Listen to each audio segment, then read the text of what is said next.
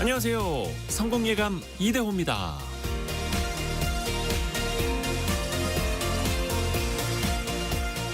살다 보면 마음 한구석에 오래도록 머무는 감정이 있습니다. 화는 지나가도 서운함은 남고 잊었다고 믿었지만 어딘가에 앙금처럼 쌓여있는 기억들. 시간이 약이라고 하지만 켜켜이 쌓여버린 앙금은 그렇게 가라앉은 곳에서 지워지질 않습니다. 그런데 때로는 그러한 감정을 품고 사는 게 오히려 나에게 손해가 되기도 합니다. 너무 크게 쌓여버린 앙금은 내 마음의 균형을 깨뜨릴 수 있죠. 미국의 작가 조나단 록우드 휴이는 이렇게 말했는데요. 다른 사람을 용서하라. 그들이 용서받을 자격이 있기 때문이 아니라 너 자신이 마음의 평화를 누릴 자격이 있기 때문이다. 성공예감 이대호입니다. 시작합니다.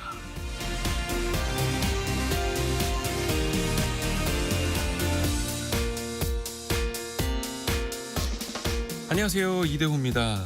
5월 30일 금요일입니다.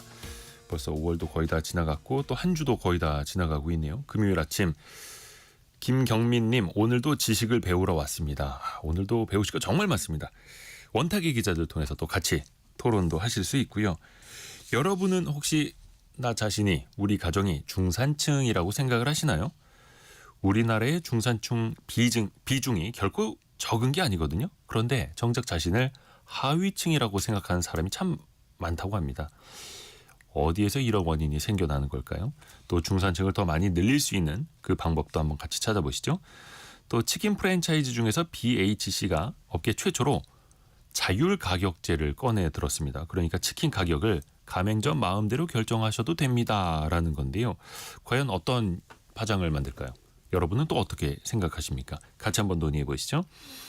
오늘의 경제상식 퀴즈 나갑니다. 퀴즈. 최근에 정말 많이 뉴스에서, 언론에서 또 보는, 듣는 5글자인데요. 최근에 중국 항저우에서 세계 최초로 로봇 격투기 대회가 열렸죠. 그냥 로봇이 아니라 이 로봇 격투기 대회가 열렸는데요. 글러브까지 끼고 헤드 기어까지 쓰고 펀치를 날리고 발차기, 니킥까지 하더라고요. 단순한 기계가 아니죠. 정말 사람처럼 생긴 로봇인데요. 인간의 형태뿐만 아니라 움직임까지 본떠서 설계된 로봇이죠. 여기에다가 인간이 생각하는 방식대로 그 AI도 덧붙이려는 노력들이 같이 생겨나고 있는데요. 사람을 흉내내는 로봇, 사람처럼 생긴 로봇을 5글자로 이렇게 우리는 부릅니다.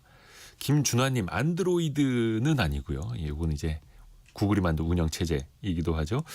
힌트를 좀 드리겠습니다. 사람이라는 뜻의 영어 단어 휴먼에다가 닮다라는 뜻의 전미사죠. OID, 오이드를 붙인 단어입니다. 좀 읽어드리자면 휴먼의 오이드. 제가 일부러 뜸을 들였습니다. 이거 빨리 읽으면 그게 정답이 되거든요. 짧은 문자 50원, 긴 문자 100원이 드는 샵 9730, 또 KBS 콩으로 보내주시면 되고요. 추첨을 통해서 다양한 선물 보내드리고 있습니다. 또 KBS 콩, 또 유튜브를 통해서도 원탁의 기자들도 직접 만나보시죠. 성공예감 이대호입니다. 자주 검색하시면 성공이 가까워집니다.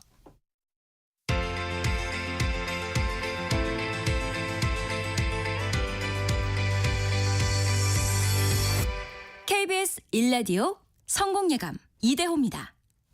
1617님이 휴먼 로보이드라고. 제 힌트가 좀 부족했나 봅니다. 자, 원탁의 기자들도 만나보시죠. 알고란의 고란 기자, 연합인포맥스 정지서 기자, 서울경제신문 송일아 기자 함께합니다. 안녕하세요. 네, 안녕하세요. 첫 질문이 조금 이제 실례가 될 수도 있을 것 같은데 우리 중산층에 대해서 이야기를 해볼 거거든요. 혹시 기자분들은 스스로를 중산층이라고 생각하시는지요? 네, 뭐 중산층이죠. 완전 상류층 아니시고요? 뭔 소리?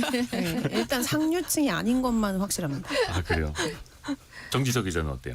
이 너무 생각을 많이 하게 하는 질문이었던 것 같아요. 네. 그러니까 웃으면서 우리는 프롤레타리아다라고 이야기를 동기들이랑 굉장히 많이 하는데 이 자본주의 사회에서 노동 노동자. 말고는 그 어떤 생산수단이 없다. 그래서 웃으면서 그냥 우스갯소리를 하긴 하지만 중산층의 범위에 객관적으로 들어가긴 하지만 실제로 그걸 체감하지 못하고 있다라는 게 좀 정확한 표현이 아닐까 싶습니다.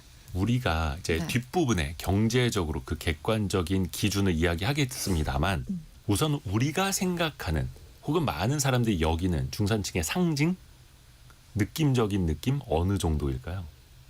일단 90년대에는 그게 피아노였던 건 확실한 것 같아요. 집에 피아노가 있느냐 없느냐. 근데 저희 집은 피아노가 없거든요. 그러니까 이게 엄마가 피아노를 어릴 때부터 그렇게 시켰는데 그렇게 하기가 90년대에 싫었어요. 정말 그 피아노들이 열풍이 있었죠. 맞아요. 그 빨간 덮개. 빨간 덮개. 빨간 덮개. 그래서 예. 융이라고 하는 맞아요. 그렇죠. 융. 근데 이제 요즘은 워낙 또 저출생이 많기도 하고 아파트들 많이 사시니까 피아노 때문에 아유. 층간소음 문제가 많이 민폐요, 일어나거든요. 민폐. 네. 그래서 많이들 폐기하시고 안 진짜 사시더라고요. 그 피아노가 1인당 국민소득 $10,000에서 $20,000 갈 때 많이들 구입하는 품목이라 하더라고요. 그래서 좀. 요즘에 우리나라 피아노로 모아다가 해외 개발도상국에 이렇게 수출하는 것도 많이 있다 하고. 그리고 뭐 어렸을 때는 겨울에 스키를 타러 간다. 아, 그렇죠. 아니면 뭐 가족이 때 되면 가족 여행을 해외로 여행을 간다. 이런 것들 딱 들었을 때 약간 쟤네 집은 조금 사나 보다라는 인식을 하게 90년대에 했던. 스키 타러 네. 간다고 하면은 요 대단한데 그렇죠. 이런 네. 얘기 나왔었어요. 요새는 스키 안 타죠. 힘들다고. 넘어지면 크게 그렇죠. 다치기 예, 때문에. 큰일 그 났지. 무릎 아프다. 네, 고령 인구 증가에 따라서 스키도 이제 없어지는 거예요. 뼈안 붙는다고 잘 안. 왜 30분 동안 리프트 기다려서 네. 힘들게 그 힘쓰면서 내려와야 되느냐. 지구 온난화도 있고요.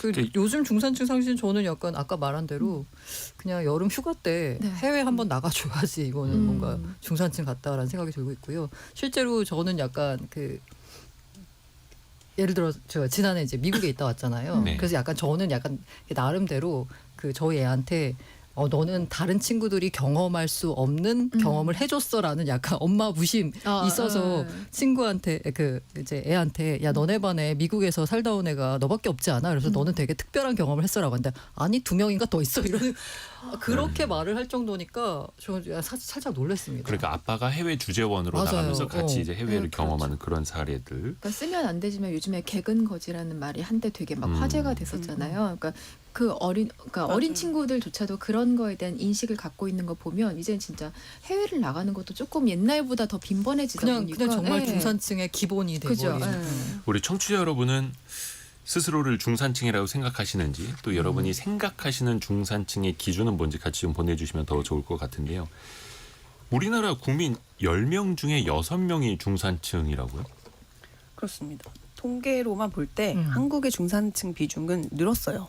그러니까 OECD가 중산층 비교 기준으로 삼는 이 중위소득의 75%에서 200%가 이제 2025년, 그러니까 지금 기준 중위소득이 월 약 600만 원이거든요. 네. 그러니까 4인 가구 기준 월 소득 약 450만 원에서 1,200만 원 가구를 지금 중산층이라고 볼 수 있어요. 그래서 인구 비중은 이제 10년, 그러니까 2013년이 54.9%에서 2023년이 59.3%로 약 4.4%포인트 증가를 했고 사실상 60% 가까워진 그렇죠. 거네요. 그 통계청이 이제 주로 활용하는 이 중위소득 50에서 150% 인구 비중 역시 같은 기간 57.4%에서 63%로 올랐습니다. 그러니까 사실상 여러 가지 이제 지표로 중산층을 이제 가늠해 볼 수 있는데 네. 10명 중 6명이 일단 소득 기준으로만 보면은 중산층이라는 얘기죠. 그런데 스스로는 중산층이 아니다라고 생각하는 사람들이 많다는 거잖아요. 네. 맞아요. 고란 기자. 통계적으로 중산층을 분류할 때 통계청이 분류할 때는 소득 기준입니다. 네. 네. 근데 실질적으로 내가 중산층이냐 아니냐를 이제 판단할 때는 자산, 소비가 들어갑니다. 오히려 소득보다 자산이 얼마냐가 더 중산층을 나는 중산층이야라고 생각하는 기준이 되기 때문에 사실 소득에서는 뭐 중산층으로 잡히더라도 자산이 없으면은 나는 하위층이야라고 생각을 하게 되는 거죠. 그러니까 소득 기준으로 중산층을 매기기는 하는데 결국은 자산과 또 얼마를 써야 하느냐. 그렇죠. 써야 쓸 수 있느냐죠. 그렇죠. 현금 흐름.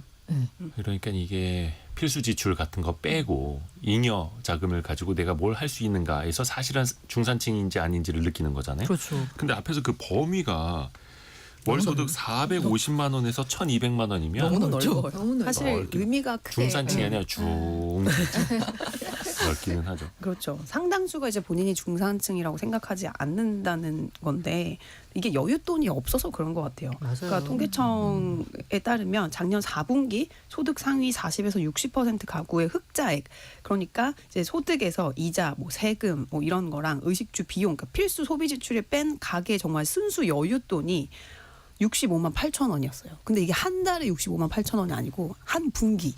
그러니까 3달 동안 65만 8천, 70만 원이 채 안 된다는 거예요. 그러니까 이게 네, 한 달에 20만 원 정도. 근데 이게 너무 제 얘기거든요. 그래서 저는 맞벌이를 해도 사람들이 어떻게 살지?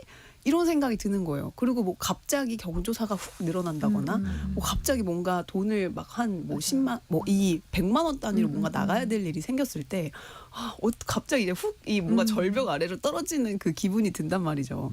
그러니까 이렇게 좀 이런 상황에서 내가 과연 중산층이 맞을까라고 고민하시는 분들이 많은 것 같아요. 지금 김은주님도 맞벌이를 해도 가구 소득은 평균 이상이지만 각자 도생해야 하는 구조이다 보니까 유유 이렇게 보내주셨고요.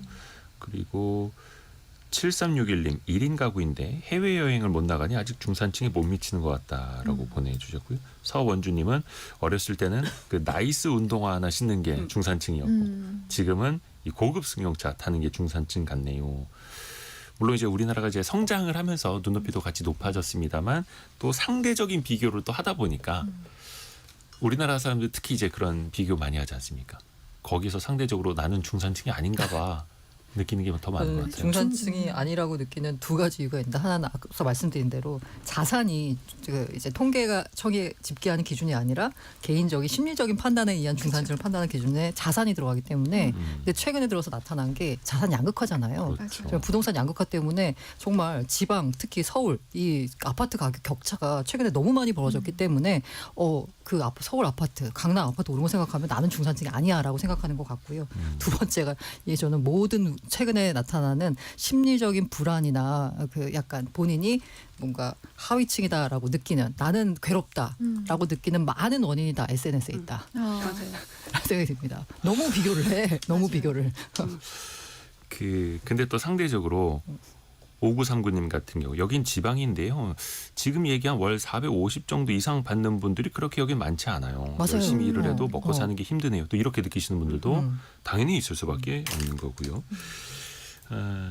근데 중요한 건 또한 아까 뭐 자산 얘기도 했습니다만 사실은 중산층이 경제로 따지면 이제 신체 허리 그죠. 부분 아닙니까? 가장 튼튼해야 하는 건데 근데 이분들이 쓸 돈이 없다.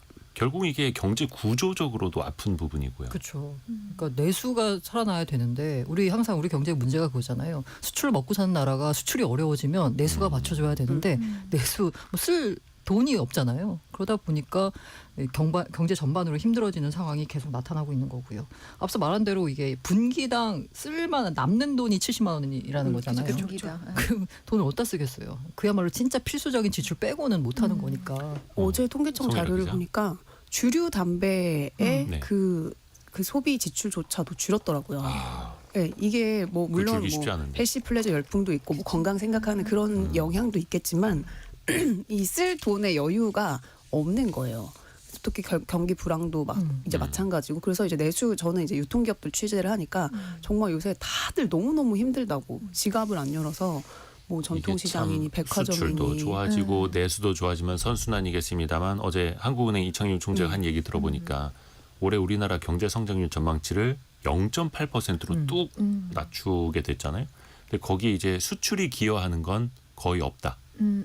대외적인 뭐 관세 전쟁이라든지 이런 것 때문에 그나마 내수 때문에 버티는 건데 내수도 좋아지는 게 아니라 기존에 너무 안 좋았다가 약간 나아지는 구조. 내년에도 뭐 1%대 한 중반이나 성장할까 이렇게도 전망할 수밖에 없기 때문에 좀 나아져야 하는데 최근에 그 교육비 줄였다는 맞아요. 기사를 보고도 되게 크게 느꼈던 게 사실 우리나라가 교육열이 워낙 세기도 하고 4인 가구 기준으로 봤을 때 지출이 왜 이렇게 많을까라고 따져보면 사실 그 지출의 절반가량을 교육비가 차지한다는 한다는 얘기를 되게 많이 하잖아요. 근데 네. 이제 교육비까지 줄이기 시작해서라는 게 진짜 경기가 좀 위축되기 시작했구나를 되게 체감할 수 있는 부분이 아닐까 싶더라고요. 정미자님이 요즘은 아이들 있는 집은 과외하는 개수만큼 상위층, 중산층이 나뉘는 것 같아요. 이렇게 되게 과외. 하나 하느냐 하나도 못 하느냐 그냥 일반 학원만 보내느냐 또 이렇게 그죠. 우리가 이게 체감하는 중산층 지수가 이런 데서 또 나오고 있는 거죠. 0630님 지방에서 혼자 아이 둘 키우는 한부모 엄마입니다. 450 꿈만 같은 급여네요. 현실은 하위층이자 마음만은 중산층입니다. 화이팅! 또 이렇게 이야기해 주셨고요. 그럼요. 이게 사실 우리가 경제방송이다 보니까 경제적으로 이야기를 하는데 그쵸. 해외 같은 경우에는 중산층의 의미가 집 몇 평, 자산 얼마, 소득 얼마가 아니라 한 달에 책을 얼마나 읽는지 그렇죠. 좋아하는 뭐 운동. 사람들과 얼마나 또 토론을 그쵸. 하는지 운동을 취미생활을 뭘 얼마나 하는지 하고, 취미생활이 있는지 이런 기준으로 또 본다고 하지 않습니까? 사실 그게 건강한 거긴 합니다만 근데 우리나라는 또 그 부분에서 보면 중산층 기준의 스펙트럼을 너무 넓게 적용을 하는 게 그러니까 객관적인 조건이랑 주관적인 어떤 인식의 차이에서 오는 괴리가 되게 심한 이유가 물론 그런 소득 수준이나 자산도 있지만 뭐 소득과 소비의 격차라던가 아니면 직업이나 학력에 기반해서 나오는 어떤 사회적인 포지션이나 네. 아니면 또 뭐 계층의 정체성 내가 뭐 어떤 정당을 지지하거나 뭐 어떤 정치색을 갖고 있거나 그러니까 이런 거에 따라서도 내가 중산층이다 아니다를 분류하는 기준으로 좀 삼는 게 굉장히 타이트한 것 같아요. 다른 나라보다. 그러게요. 그러면은 조금 이제 나아지는 방법 그 길을 좀 같이 찾아봐야 되는데 대선이 코앞이고 지금 사전 투표도 진행이 되고 있는 시즌 아닙니까? 대선 후보들도 중산층 지키기 혹은 중산층 확대하기 공약을 내놓고 있거든요. 좀 어떤 것들이 눈에 띄던가요, 기자분들 눈에는? 없나 봅니다. 아니 뭐 사실 갑자기 매 정부마다 중산층을 정치적 굉장히 타겟으로 잡았죠. 중산층이 약간 중도층이라고 생각을 했고 또 뭐 보수 기반이라고 생각을 하기도 하지만 매 정부마다 사실 실패를 좀 했었거든요. 하나 예전에- 말은 나오는데. 네, 말은 나오는데 이명박 정부 때도 뭐 마찬가지였고 박근혜 정부 때도 그때 이제 뭐 경제 민주화 이런 얘기하면서 중산층 비중을 70%까지 늘리겠다라고 했지만 뭐 결국엔 탄핵 정부로 가면서 힘이 좀 빠졌고요. 문재인 정부 때 이제 뭐 소주성이다, 그러니까 소득주도 성장이다 이런 얘기하면서 이야기를 했지만 그때도 이제 저소득층, 중산층으로 만들자라는 캐치프레이즈를 내세웠었는데 좀 결국에는 양극화가 심해지는 계기를 낳았었고요. 윤석열 정부는 이제 뭐 민간주도 성장이다라고 했지만 결국엔 또 다시 탄핵이 됐고 이제 이번에 새 정부가 들어설 때도 뭐 경선에서 떨어졌지만 한동훈 전 대표 같은 경우는 아예 중산층을 포커스로 해서 내세웠었고요. 지금 나와 있는 뭐 이재명 후보나 김문수 후보 같은 경우에도 중산층을 겨냥한 공약들이 다 있긴 해요. 근데 사실 김문수 후보 같은 경우에는 감세를 조금 이야기를 많이 하는 편이고 이재명 후보 같은 경우에는 중산층을 겨냥한 주택 공급을 좀 이야기를 많이 했었고요. 근데 사실은 과연 모르겠습니다. 이게 항상 이 중산층을 겨냥을 하지만 이 되고 나서 새로운 정부가 들어오고 나서의 그 어떤 정책을 풀어가는 방향성이라던가 수단들이 좀 과연 처음부터 그 얘기했던 이야기 공약이 좀 걸맞게 진행되는 경우가 찾기가 어렵기 때문에 앞으로 어떻게 진행될지는 사실 지켜봐야 되는 문제고요. 중산층이 탄탄해하고 또 넓어져야 하는데 사실 네. 우리나라가 IMF 이전까지만 하더라도 물론 이거는 조사 기관이나 그 통계 뽑는 거에 따라 달라질 수는 있겠습니다만 중산층 비중이 60%대 후반이었더라고요. 맞아요. 근데 지금은 50%대 후반까지 우리가 늘었다라고 표현하는 건 이게 50%대 초반 중반까지 떨어졌다가 50%대 후반까지 올라와서 중산층이 늘었다라고 하는데 아주 예전하고 또 달라질 수밖에 없는 거고 말씀드린 것처럼 그 사이에서는 자산을 비롯해서 또 양극화가 있을 수밖에 없는 거고 이게 커지면 결국은 사회적인 갈등도 커질 수밖에 없는 거잖아요. 그렇죠. 그러니까 명목 임금이 늘어나면서 중산층 비중이 뭐 늘고 있다고는 하지만 사실은 상류층의 소득이 중산층보다 훨씬 더 빠르게 늘고 있어요. 그러니까 그러니까 양극화가 심화되니까 이제 국민 감정이 안 좋을 수밖에 없고 이제 이 정책이 뭐 정치에 휘둘리는 이런 외풍을 차단을 하면서 뭔가 이런 일관성 있게 추진이 돼야 되는데 뭐 역대 정부를 보면은 사실 뭐 이렇게 우리 중산층 뭐 70%까지 하겠다, 뭐 최저임금을 얼마로 올리겠다 해갖고 진짜 올렸더니 오히려 자영업자들이 더 힘들어지고, 그러니까 이런 좀 다양한 그 사례들이 있다 보니까 좀 기대를 잘 안 하는 것 같아요. 그래서 좀 안타까운. 똑같이 자산 가치가 1% 늘더라도 100억 가진 사람은 1억 느는 거고 그죠. 1억 가진 사람은 1,000만 원밖에 안 느는 거니까 금액으로 따져보면 시간이 갈수록 또 자본주의가 어떻게 보면 고도화될수록 경제 규모가 커질수록 자산 금액으로 보면은 또 양극화가 계속 또 심해질 벌어지는 수밖에 구조이고요. 특히나 저는 더 문제가 뭐냐면 이 중산층이 점점 없어지고 허리가 얇아진다라는 것의 문제는 뭐냐면 네. 이 이른바 계층 이동이 이제는 더 이상 불가능하다라고 아예 인식을 그냥 해버리는 거예요. 사람들이. 이제 개천에서 용나기도 어렵고 없죠. 그래서 한번 그 중산층 인식 조사를 해봤더니 계층 상승에 대한 욕구는 있지만 더 나은 상태로의 계층 이동은 불가능하다. 10명 중 7명이 이렇게 답을 했어요. 나 그러면- 올라가고 싶은데 안 돼. 라고 생각하는 사람이 10명 중 7명이라는 거고요. 우리나라가 노력만으로 성공할 수 있는 나라라고 여긴 사람은 27%밖에 안 됩니다.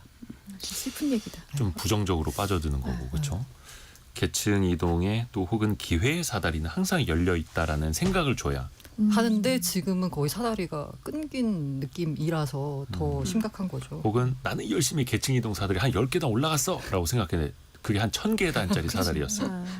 그 위는 더 빠르게 더 올라가고 있고. KDI 그 연구 보고서도 좀 되게 무서웠던 내용이 네. 그러니까 대체 그러면 한국의 중산층은 누구예라는 질문에 대한 답을 쓰기 위한 보고서였는데 그 중산층을 3단계로 구분을 했더라고요. 그러니까 상위층에 속하지만 나는 나는 중산층이야라고 느끼는 그러니까 어쨌든 인식을 좀 낮게 겸손하신 가져가는 분들. 경우 네. 그리고 뭐 어쨌든 모든 수준과 조건이 다 나는 중산층이야 하는 부분 그리고 아래에서 그러니까 분명히 조건은 중산층에 속하지만 나를 하위층으로 보는 이렇게 세 그룹인데 그중에 아래 단계 같은 경우는 이 취약 중산층이라는 표현을 써서 여기는 나중에 그러니까 이 계층이 딱 저소득층이 받는 혜택은 누리지 못하는 거예요. 그러니까 어떻게 보면 역차별을 받는 거고 그다음에 이분들이 결국엔 나중에 아이들을 양육하고 대학 보내고 시집장가 보내고 나서 다시 주거나 고용의 불안에 시달릴 수 있다. 그래서 이분들이 다시 취약계층으로 내려올 수 있다라는 위험을 되게 지적을 했는데 이 얘기가 사실 되게 무섭더라고요. 그러니까 중산층이지만 지금은 현재는 중산층, 그러니까 경제활동을 하니까 중산층이지만 나중에는 이제 지금 우리가 노인 빈곤율도 이야기를 굉장히 많이 하잖아요. 그러니까 네. 나중에는 이 단계가 떨어질 수 있다. 삶의 수준이 떨어질 수 있다라는 그러니까 현재는 중산층이지만 네. 노후 준비가 안 돼 있기 안돼 때문에 있으니까. 나이 들어가면은 빈곤층이 될 수 될 수 있다라는 있다. 거. 너무 우리 무서운 얘기기도 얘기잖아요. 해요, 진짜. 그럼요. 제 얘기입니다. 네, 심리적 아. 비상층 같은데 아. 송일아 기자는. 5533님이 딸이 서울에서 소득은 중산층인데 맞아요. 소득. 대단지 신축 옆에 구축 아파트 전세 살고 있는데 초등생 아이들도 구축 아파트에 사는 애들 무시한다니 어머. 중산층 아닌 것 같대요라고. 이게 참 비교가 씁쓸한 비교가. 참 씁쓸한. 이거 어떻게 됩니까? 우리가 그러면 중산층에 대한 개념 정의를 다시 봐야 하는 건지. 아까 2274님 우리 집은 최상위층입니다. 36년 된 15층 아파트 맨 꼭대기에 살아요. 그래서 최상위층입니다. 건강하시. 이 중산층의 정의를 우리는 좀 어떻게 이제 세워봐야 될까요? 너무 어려운 얘기예요. 네, 중산층이라는 단어 자체가 네. 중간 정도의 자산을 갖고 있는 계층, 그러니까 말 자체가 가지고 있는 그 정의가 너무 모호하기 때문에 표현이 참 주는 씁쓸함이 있어요. 그래서 이거를 어떻게 정의를 하면 좋을지 고민을 좀 사회적으로 다 같이 해봐야 되는 문제인 것 같아요. 이거는. 이게 우리 사회가 얼마나 건강한 사회가 되느냐. 네. 그러니까 중산층이 얼마나 있느냐, 경제 허리가 얼마나 단단하냐 뿐만 아니라 정서적으로 우리의 마음이 얼마나 탄력 있는, 풍요로운 마음을 갖고 있는가. 안진수님이 상류층, 중산층 나누기보다는 내 상황에 맞춰 사는 자체의 의미를 부여하는 게 좋을 듯합니다. 너무 상류층을 부러워하는 것도 스트레스의 요인이 됩니다. 현재에 만족하며 삽시다. 그러니까 항상 비교하면 불행, 내가 가진 것에 집중하며 행복하다라는 거. 근데 다만 많이 이제 유명해진 것처럼 대한민국 사람들은 좀 이제 비교를 더 많이 하는 심리를 좀 갖고 있다고 해서 모여 살아 그래요. SNS 끊어야 돼요. 아까 3623님의 글로 이번 토론을 마무리하고자 하는데요. 3623님 퇴근할 때 빵이라도 하나 사갈 수 있다면 중산층이라고 생각됩니다. 이렇게 또 그렇죠. 오늘 또 금요일 저녁이니까 가족들과 함께 따뜻한 저녁도 같이 한번 준비해 보시면 좋을 것 같고요. 경제상식 퀴즈 한번 더 내드리고 두 번째 이슈 넘어갈게요. 사람과 비슷한 외형으로 사람처럼 걷고 말하고 감정을 흉내낼 수 있는 로봇을 우리는 요즘에 이 5글자로 부릅니다. 진짜 로봇 달리기 대회도 생겨나오고 있고요.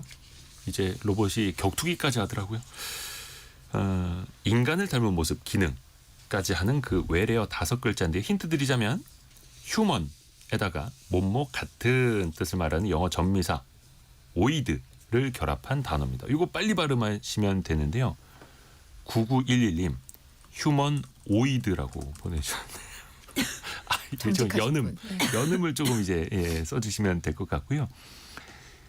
0598님은 우리 큰딸이 이 로봇 보면 감정을 느낀다고 하던데요. 이렇게. 네. 요즘에 진짜 그 피부까지도 만들어서 그 씌우는 것까지 연구가 되고 있고 표정을 짓는 이런 로봇들도 나오고 있죠. 6292님 5글자 마징가 제트. 예, 1918님은 태권브이도 나오겠어요. 그리고 양희준님 어릴 때 아톰 보고 꼭 이런 날 올 거라 했는데 현실에 더 가까워진 듯합니다. 아톰, 태권브이, 마징가 제트 거의 비슷해지고 있습니다. 그 5글자 정답 보내주시면 되고요. 짧은 문자 50원, 긴 문자 100원이 드는 샵 9730 또 KBS 콩이 열려 있습니다.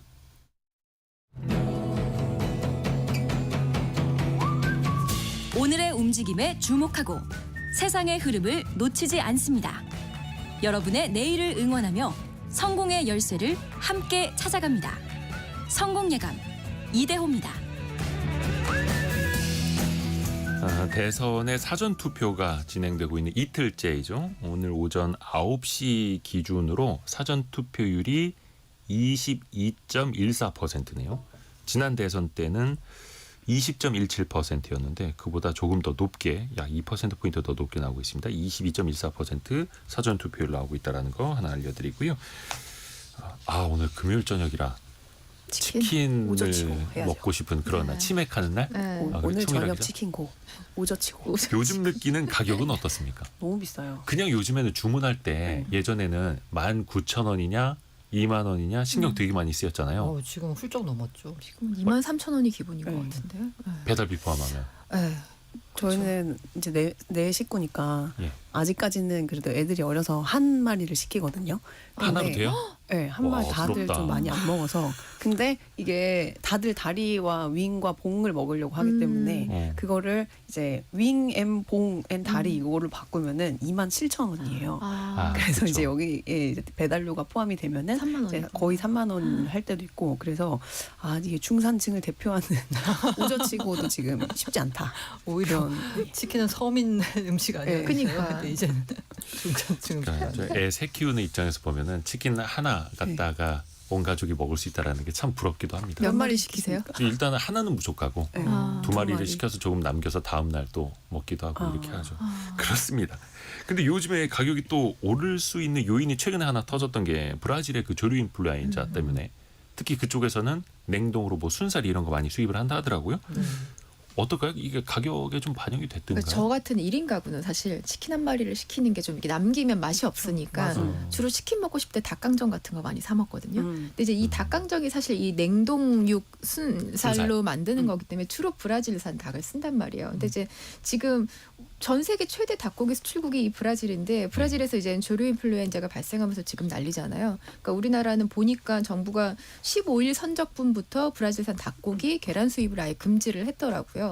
근데 지금 뭐 말씀드렸다시피 이게 이제 닭강정 일부 뭐 중소치킨 브랜드나 외식업체나 편의점 브라질산 쓰고 닭볶음탕이나 찜닭, 닭갈비도 사실 마찬가지거든요. 그래서 우리가 생각보다 브라질산 닭고기를 소비하는 게 꽤 되는데 지금 이렇게 되면은 사실 가게에서는 브라질산이 국내산이랑 가격 경쟁을 하면 브라질산이 거의 3분의 1이기 때문에 가격 경쟁력상 브라질산을 쓸 수밖에 없는 건데 브라질산이 수입이 안 되다 보니까 당연히 가격이 지금 오르겠죠. 그래서 뭐 시장에서 보면 보통 파는 닭강정 업체들 보면 지금 다들 지금 사재어 놓은 그 닭고기를 소진하고 재고. 나면 재고를 네. 소진하고 나면 방법이 없다. 어떻게 해야 되냐. 그래서 수입선을 좀 다변화하는 방안 네. 아니면은 브라질 내에서도 확인이 된 지역에 대해서는 수입을 재개하는 방안 여러 가지가 또 논의가 되고 있더라고요. 최근에 아르헨티나산 네. 닭고기가 좀 많이 채워지기도 했고, 그다음에 정부에서도 이게 너무 그 브라질산 닭 거래 가격이 최근에 한 열흘 정도 사이에 1kg당 2배까지 올랐더라고 시장이나 이런 데 가보면. 근데 이게 또 이런 서민 경제 영향이 큰 게 이제 가족용 닭은 거의 국산을 쓰기 때문에 큰 영향이 우리 주부들은 영향이 없는데 이제 소상공인들 이런 그죠. 닭강정 파는 분들 그다음에 이게 브라질산 닭이 크고 쌉니다. 그래서 순살이나 뭐 닭꼬치 이런 맞아요. 거 판매하시는 분들이 팔수록 적절해요. 그래서 특히 그분들이 예, 예, 예. 사실 프랜차이즈 업체들만 따져도 거의 이제 국내산 맞아요. 닭을 사용하기 때문에 괜찮은데 진짜 중세 소상공인 분들이 좀 걱정이죠. 그러게요.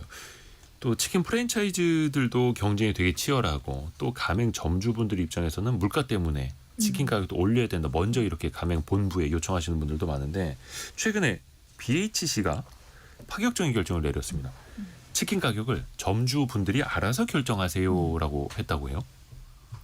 뭐 이럴 수밖에 없는 게 어쨌든 프랜차이즈의 약간 그 소비자들이 프랜차이즈 이용할 때 기대하는 건 뭐냐면 동일하고 평균적인 서비스와 맛을 기대하는 거거든요. 그게 프랜차이즈죠. 네, 그러니까 진짜. 이제 프랜차이즈 본사에서 그 지점에다가 전체 가격 정책을 해가지고 똑같은 동일한 가격으로 하는데 이게 그 점주들 입장에서는 야 힘들다 뭐 다 여러 가지 올랐는데 그대로 받아서 되겠냐라고 하는데 프랜차이즈 입장에서는 가격을 올리기가 부담스럽습니다. 왜냐하면 이거 소비자 반발에 부딪히거든요. 저항이 좀 그리고 처음 올리는 그 해당 업체는 네. 항상 이렇게 굉장히 큰 비난을 받게 돼 있습니다. 여기가 올리면 딴 데도 올리는데 너희들이 또 올리냐 이러면서 이제는 뭐 서민 음식이 어쩌고 이러면서 이제 비판을 받게 돼 있는데 또 전문용어로 이제 총대 맨다고 하죠. 예. 점주들 목소리를 무시할 수가 없거든요. 그래서 저는 약간 이번 결정을 보면서 되게 영리하다.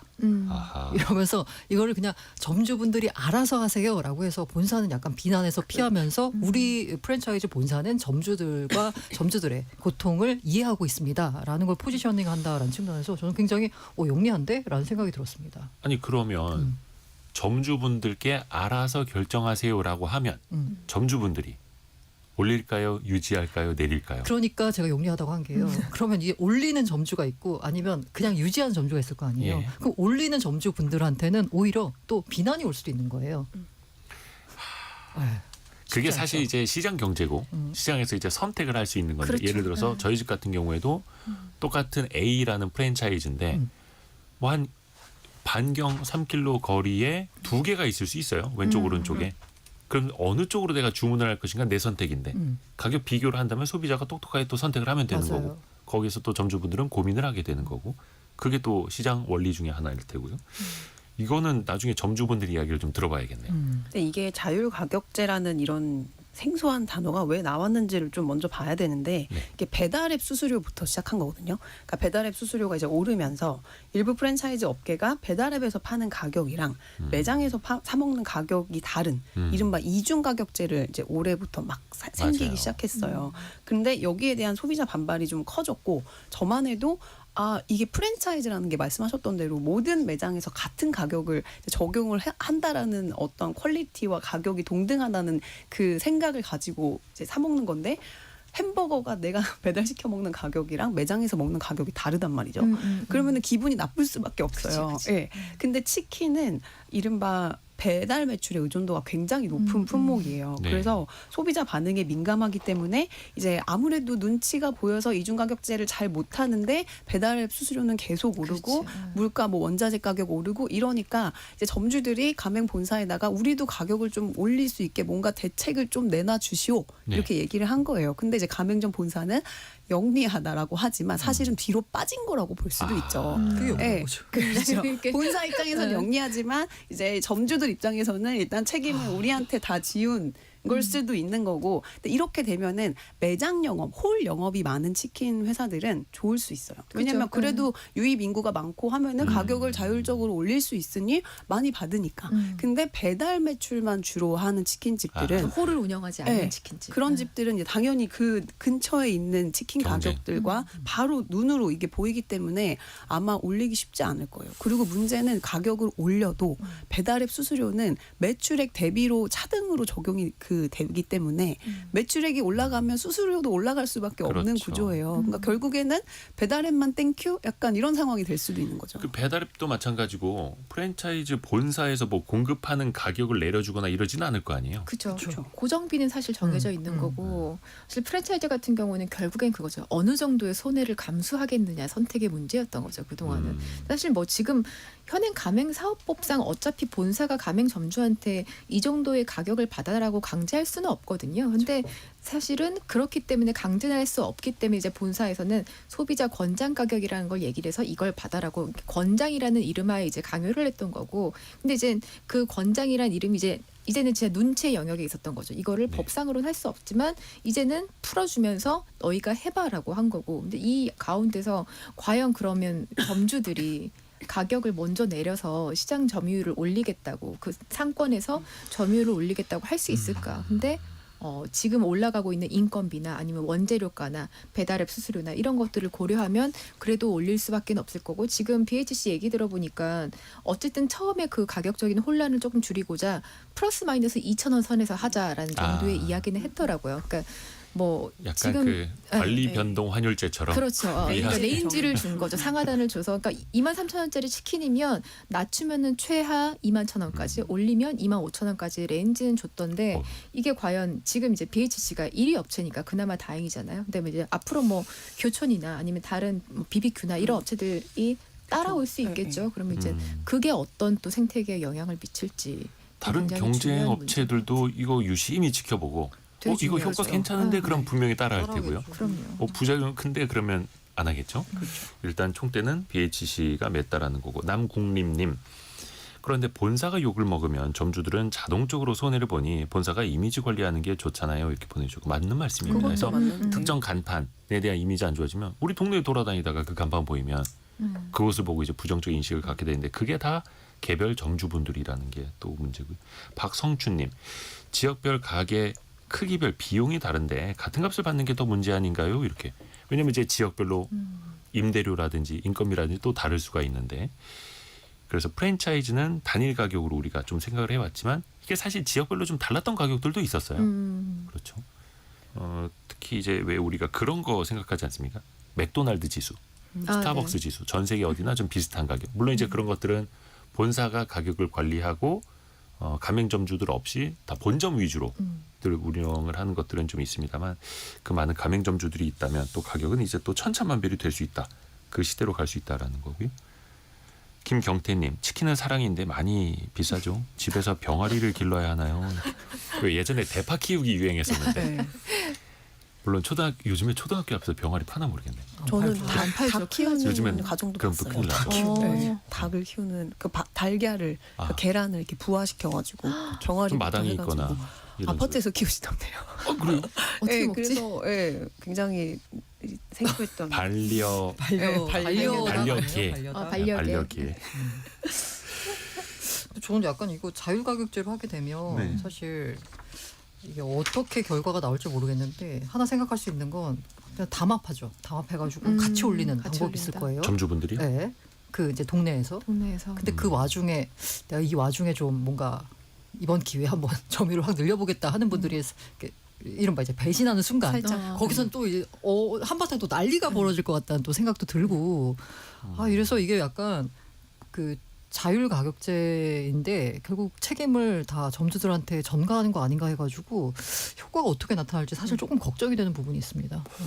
저는 그 생각 났었어요. 그 10 몇 년 된 얘기인데 예전에 통큰 치킨이라고 대형마트에서 5,000원짜리 치킨을 팔아서 예. 난리가 났었잖아요. 그래서 예. 약간 대기업이 미끼 상품으로 그쵸. 치킨을 팔면서 했다라는 얘기가 있었는데, 그러니까 약간 맥락은 조금 다르긴 하지만 요번 이 가격제를 도입하면서 만약에 프랜차이즈 치킨 가격들이 오르면 그래도 뭔가 약간 반대로 반사이익. 그러면 반사이익으로 골목에 있는 그 개인 지역마다 그냥 개인이 하시는 치킨집들 있잖아요. 그러니까 그런 분들이 조금 수혜를 입을 수 있는 계기가 될 수 시장 있지 치킨. 않을까? 시장 치킨. 네. 그 전기 통닭구이 뭐 그런 9,000원 거라도 뭐 이런 거 아니면 있잖아요. 글쎄요.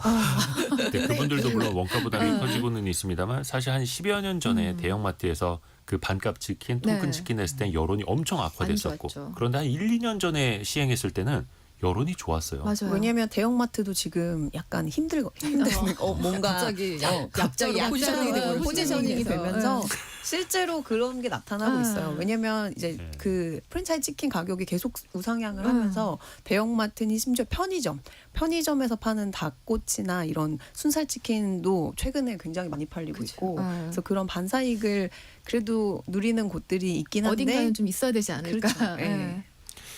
그런데 이게 또 과연 그 경쟁이 붙는다고 해서 가격이 낮아질 것인가? 김성우님, 아이스크림도 자율 가격제로 가격만 더 올랐어요. 이렇게. 그거 어떻게 될지. 근데 일단 가격이 한번 올라가면 또 내려오진 않는 특성이 있어가지고 이를 통해서 한번 또 치킨 가격에 한 번쯤 레벨업 인상이 이루어지는 건 아닌가라는 걱정도 들고요. 이거를 어떻게 봐야 될까? 이게 왜 공정거래위원회가 있습니다만 공정위에서 주로 하는 거는 담합행위를 그렇죠. 단속으로 하는 거고 경쟁은 또 어떻게 보면 이제 부추겨야 소비자의 편익으로 또 이어지는 건데 어떻습니까? 이거는 당국 차원에서 어떻게 볼까요? 혹은 소비자 차원에서 저는 약간 자유가격제나 뭐 이중가격제도 마찬가지고요. 그 시장 원리상 할 수 있다라고 보거든요. 그런데 다만 이제 소비자 단에서 봤을 때는 정확하게 정보를 제공해야 된다. 그러니까 맞아요. 이게 가격이 어떻게 다른지 이거에 대한 정확한 정보 제공이 이루어지면 정보 제공이 이루어진 상태에서는 소비자는 그의 정보에 따라서 판단을 하는 거잖아요. 약간 주유소 가격 오피넷에서 다 제공하듯이 거기 판단은 이제 소비자의 몫이고 정보 제공까지 해주는 건 이제 공정위가 해서 소비자가 적정한 판단할 수 있도록 정보를 제공할 수 있는 환경을 만들어줘야 된다. 이제 치킨 가격 비교해주는 사이트도 또 인기를 나올 얻을 수 수가 있죠. 있겠네요. 나올 수 있죠. 지점별로. 네. 지점별로 현재 얼마인지 실시간으로. 발 빠르게 만들어야 되겠어요. 예전에 제가 한 대학교 때 주유소에서 아르바이트 할 때 주요 업무 중에 하나가 그거였거든요. 동네 다른 주유소 가격 얼마인지 보고 오는 거. 그래서 싸게 해야 되는 거예요. 그쵸? 1원이라도. 1원이라도. 1원으로 낮춰야 되는 거구나.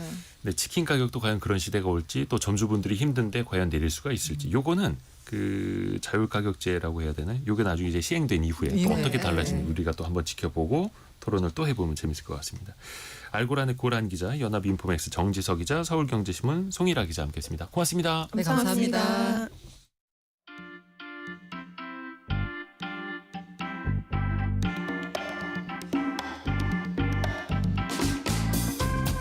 지금 여러분께서는 KBS 1라디오 성공예감 이대호입니다를 듣고 계십니다. 프로그램에 참여하신 청취자 여러분께는 추첨을 통해 Y스트릿에서 밝은 눈과 두뇌 건강, 활력까지 한 번에 와이즈 부스터를, 아름다운 식탁 창조 주비푸드에서 뿌리 담은 리얼 생 와사비를, 쉽고 빠른 판촉물 제작 시너지 기프트에서 고속 충전 알람 시계를, 그리고 성공예감에서 준비한 커피 쿠폰을 보내드립니다. 당첨자는 성공예감 이대호입니다 홈페이지에서 확인하세요.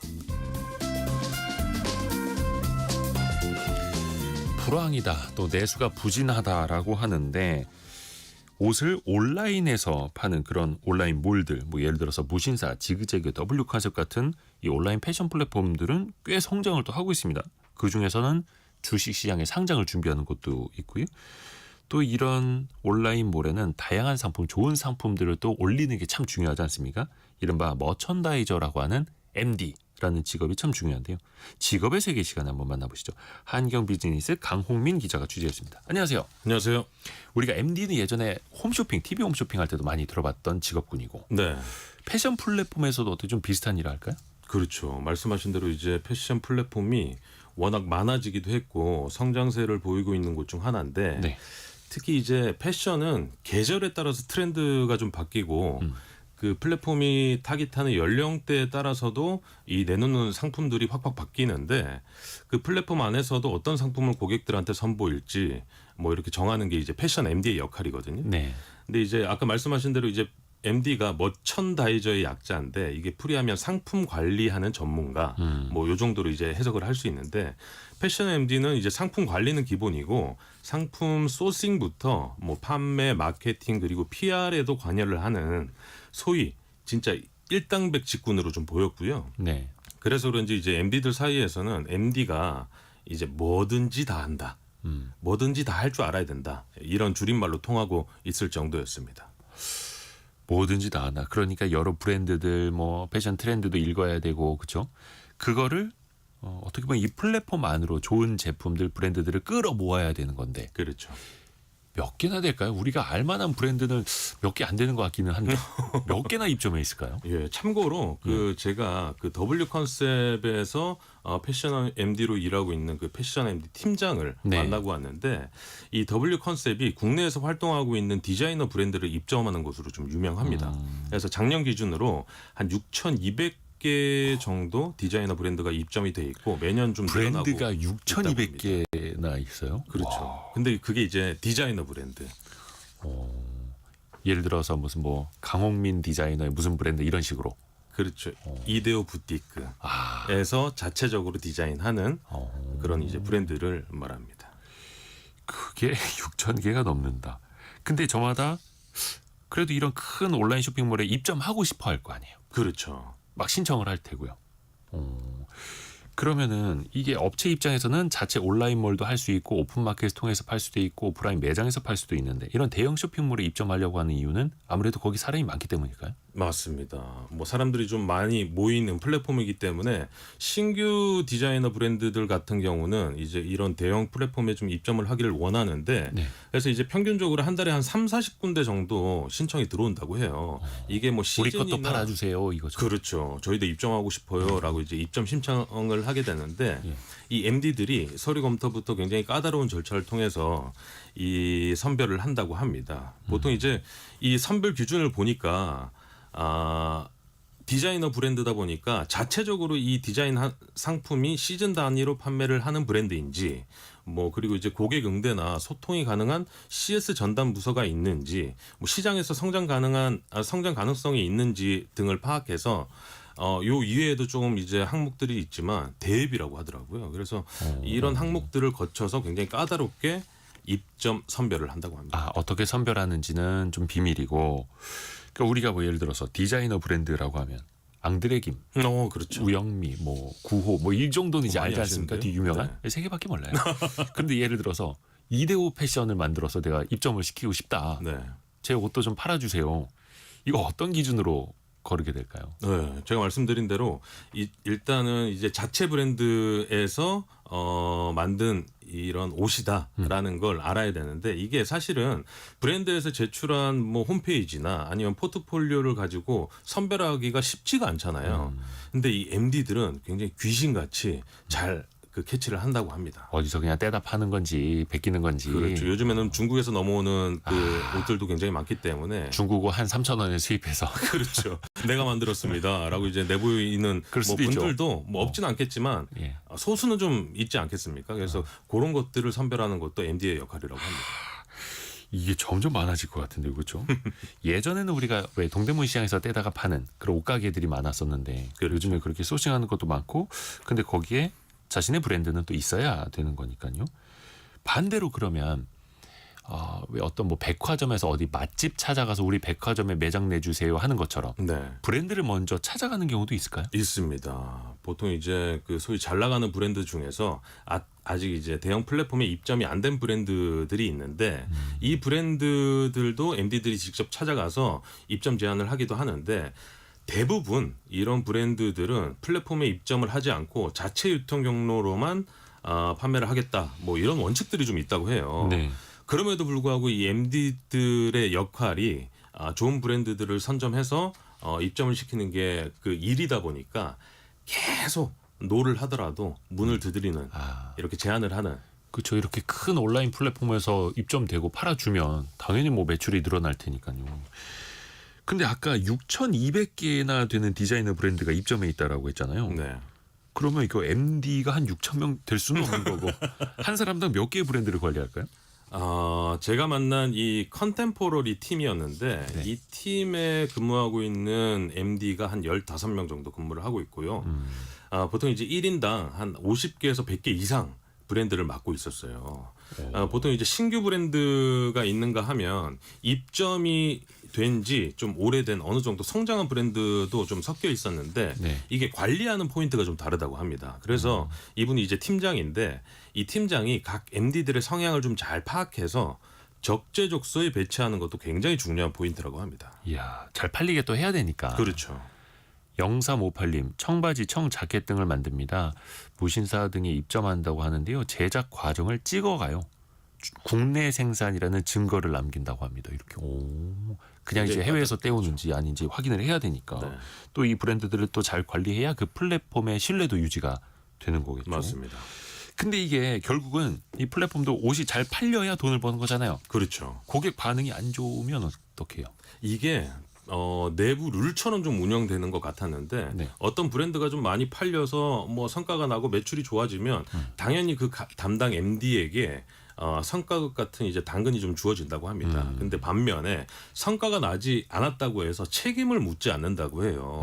그 이유를 좀 들어보니까 MD들은 늘 새로운 브랜드를 발굴하고 찾고 입점 제안을 해야 되는데 그게 매출이 안 나왔다고 해서 책임을 묻게 되면 이 브랜드 발굴 자체에 굉장히 소극적으로 좀 다가갈 수 있다고 해서 이제 뭐그 성과는 개인의 영광으로 돌리고 부진한 성적은 팀이 받는 좀 분위기로 가고 있었습니다. 안 팔려도 괜찮으니까 좋은 브랜드들을 계속 발굴하라 이런 그렇죠. 것일 수도 있겠네요. 그러면은 특히 패션 MD라면 당연히 옷을 잘 입어야 될 것 같고 네. 트렌드도 잘 읽어야 될 것 같은데 어떤 능력이 필요할까요? 그렇죠. 이제 뭐 스타일이 좋은 것도 뭐 좀 도움이 되겠지만 매 시즌 이 패션 트렌드는 좀 빨리빨리 바뀌잖아요. 그래서 네. 이 트렌드를 좀 읽을 줄 알아야 되고요. 그만큼 이제 패션에 좀 관심이 좀 있어야 된다는 얘기겠죠. 그리고 이제 패션 전공이 필수는 아니었고 이 MD들 사이에서도 패션 전공이 아닌 비전공자들도 좀 있었지만 그럼에도 불구하고 전공을 한다면 좀 더 유리한 포지션을 가질 수 있고요. 이와 더불어서 이분이 말씀하시기로는 이제 차가운 이성이 필요하다고 하는데 차가운 이성 이게 뭐냐면 매번 매출 데이터나 판매 분석 데이터 그리고 구매 전환율 같은 숫자를 좀 마주하다 보니까 이성과 감성이 공존해야 되는 이런 직업으로 좀 보였습니다. 사람의 마음도 읽을 줄 알아야 되니까. 맞습니다. 근데 요즘에 인공지능으로 AI로 패션 트렌드도 읽어주고 옷도 뭐 이렇게 가상으로 피팅해주고 이런 것도 많거든요. 네. MD라는 직업은 어떨까요? AI 시대에. 실제 그 패션 업계에서도 자동화나 인공지능으로 그 서비스가 대체가 많이 됐었는데 네. 그럼에도 이제 패션 MD의 영역은 의지가 굉장히 중요한 직업이라고 해요. 그 인공지능이 리스크를 줄일 수는 있지만 트렌드를 만들기는 좀 어려워서 이 아까 제가 말씀드렸듯이 뭐든지 다 한다. 이 MD의 영역을 아직까지는 넘보지 못할 것 같다. 이렇게 예상을 했습니다. 오늘은 패션 MD 직업을 들어봤습니다. 한경 비즈니스 강홍민 기자였습니다. 고맙습니다. 감사합니다. 감사합니다. 저희가 2부에서는요. 대출 방법에 대해서 좀 같이 공부해 볼 텐데요. 어제 한국은행이 기준금리를 낮추었죠. 그런데 금리는 인하가 되고 있는데 기준금리는 인하되는데 시중 대출금리는 생각보다 많이 안 내려오는 것 같고 또 한편에서는 DSR 3단계 대출 규제가 시행이 되고 있고 혼란스럽습니다. 어떻게 우리는 대처해야 될까요? 10시 5분에 금방 같이 들어보시죠.